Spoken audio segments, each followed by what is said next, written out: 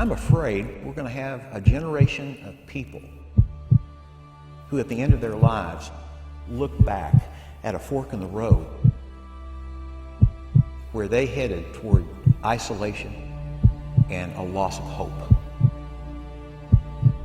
The last 2 generations of our family, there have been 25 marriages and 22 divorces. And what does it do to children when they see the image of that being ripped apart? What the cross promises a marriage is fresh starts and new beginnings.